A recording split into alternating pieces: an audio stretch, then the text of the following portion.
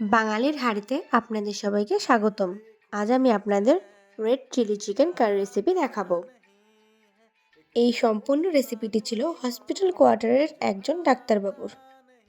মাংস ম্যারিনেটের জন্য লবণ ও আদা রসুন দিয়ে দিলেন, তারপরে কাশ্মীরি লঙ্কার গুঁড়ো দিয়ে দিলেন ও 200 ml সাদা তেল দিয়ে মাংস মাখিয়ে নিলেন। এবার গরম তেলে মাংসর আলুগুলো ভালো করে লাল লাল করে ভেজে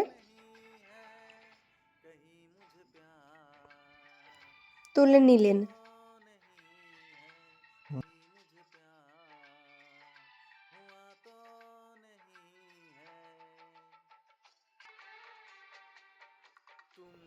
এবার গরম তেলে শুকনো লঙ্কা, তেজপাতা ও গোটা জিরে দিয়ে দিলেন। কুচনো পেঁয়াজ দিয়ে দিলেন।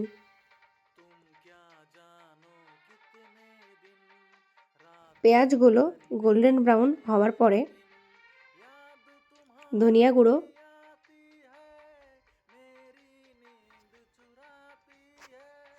ও জিরে গুঁড়ো দিয়ে দিলেন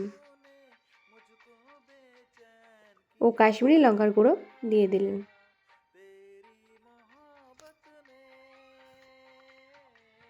ভালো করে মশলা কষানোর পরে লাল লঙ্কা বাটা দিয়ে দিলেন। মশলা তেল ছাড়ার পরে সামান্য লবণ দিয়ে দিলেন। এরপর ম্যারিনেট করা মাংসগুলো মশলার মধ্যে দিয়ে দিলেন ও পরিমাণ মতো হলুদ গুঁড়ো দিয়ে দিলেন। তারপর ভালো করে নেড়ে ঢাকনা চাপা দিয়ে দিলেন। ভেজে রাখা আলুগুলো এবার মাংসের মধ্যে উনি দিয়ে দিলেন।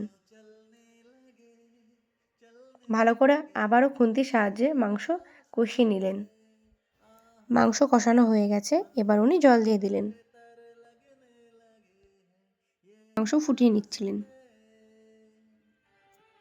ভালো করে ফোটানো হয়ে গেছে, এবার উনি গরম মশলা ও চিকেন মশলা দিয়ে দিলেন। এভাবে আমাদের রেড চিলি চিকেন কারি তৈরি হয়ে গেল। খেতে কিন্তু দুর্দান্ত হয়েছিল। এই রেসিপিটি আপনাদের কেমন লাগলো অবশ্যই কমেন্ট করে জানাবেন।